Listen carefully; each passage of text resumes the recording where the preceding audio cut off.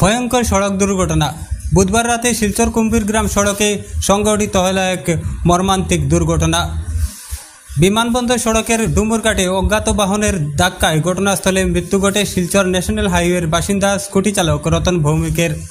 জানা যায়, কুম্ভীর গ্রামের দিক থেকে স্কুটি নিয়ে রতন ভৌমিক শিলচর অভিমুখে আসছিলেন।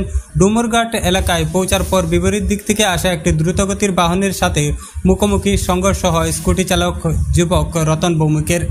এতে ঘটনাস্থলে মৃত্যু হয় রতনের। দুর্ঘটনা সংঘটিত করে দ্রুতগতিতে পালিয়ে যায় বাহনটি।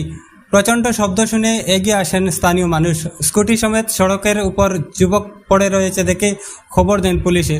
পুলিশ ঘটনাস্থলে উপস্থিত হয়ে মৃতদেহ উদ্ধার করে শিলচর মেডিকেল কলেজ ও হাসপাতালে পাঠানোর পাশাপাশি দুর্ঘটনাগ্রস্ত স্কুটিটি নিজের হেফাজতে নিয়ে যায়।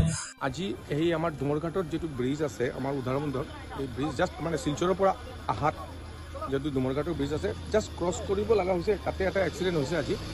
তাতে জাগাত মানে স্পটেড হৈছে আৰু স্কুটিত আছিলে সেই মানুহজনটো।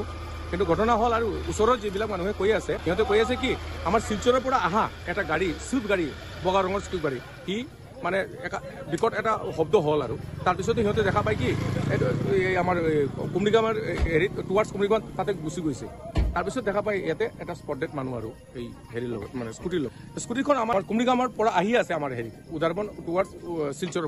তেওঁলোকে জানা নাই, আমাৰ পুলিচ এতিয়া আহিছে, হেৰি ৰিকভাৰী কৰিলে আৰু এতিয়া আমাৰ এই এম্বুলেন্সত উঠাই লৈ গৈছে আৰু এতিয়া আমি আমাৰ মেডিকেলত পঠোৱা হৈছে।